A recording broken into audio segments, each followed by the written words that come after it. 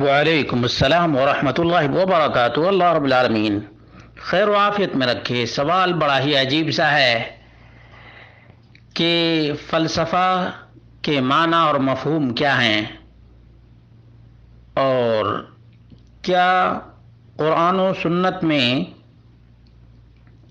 فلسفے کا ذکر ہے، اور فلسفے کی اہمیت کیا ہے؟ اس کا جواب یہ ہے کہ فلسفہ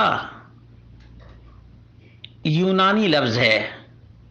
فلسفہ یونانی زبان کا لفظ ہے، اصل میں فیلوسوفیا یونانی میں کہا جاتا ہے، اور اسی کو انگریزی میں فلسفی کہا جاتا ہے، اور اسی کو معرب یعنی عربی میں فلسفہ کہا جانے لگا۔ یعنی دیکھ لیجئے کہ فلوسوفیا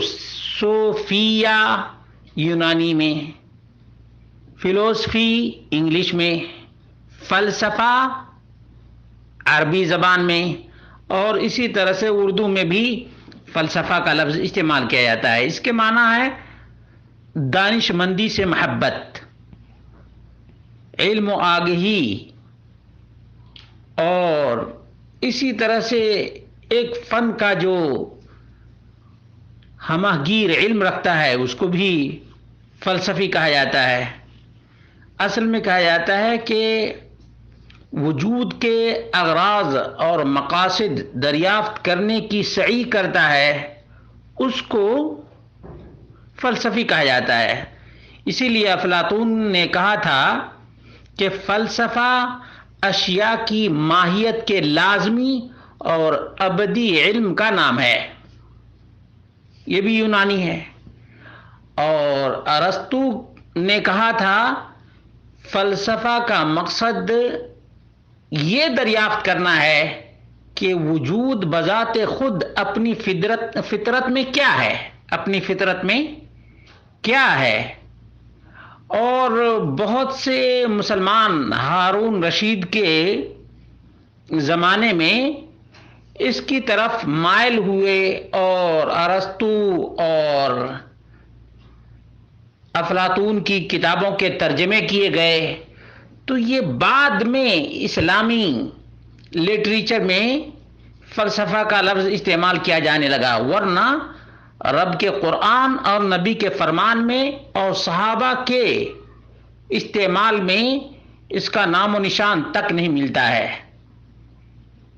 اور بہت سے لوگ یہ سمجھتے ہیں کہ فلسفہ یا فلسفی بہت بڑے دانش مند کو کہا جاتا ہے، حالانکہ عام طور پہ جس کو بڑا دانش مند کہا جاتا ہے وہ دہریہ ہوتا ہے، بے دین ہوتا ہے، اور اپنے فکر کی دنیا میں سحر بھی نہیں کر پاتا ہے، تاریکیوں ہی میں ڈوبا رہتا ہے۔ آخری وقت تک بعض لوگ تاریکیوں میں ٹامک ٹوئیاں مارتے رہے اور کسی نتیجے تک نہیں پہنچے۔ بعض تو بالکل ہی پاگل سے ہو گئے۔ کہا جاتا ہے کہ شروع میں اس لفظ کا استعمال ہر قسم کے غور و فکر اور اس فکر سے حاصل کیے گئے علم کے لیے ہوتا تھا۔ رفتہ رفتہ اس لفظ کو وحی الہی اور الہامی علوم کے مقابل، یاد رکھیے گا، وحی الہی اور الہامی علوم کے مقابل غور و فکر سے حقیقت کائنات اور ماورائے کائنات کی گتھیاں سلجھانے کے لیے استعمال کیا جانے لگا۔ اور اس وقت تو بہت سے معنی کے لیے فلسفے کا لفظ استعمال کیا جاتا ہے، اور اس کو آپ یوں کہیں کہ تھیوری اور فیکٹ کے معنی میں بھی استعمال کیا جاتا ہے۔ قرآن و سنت میں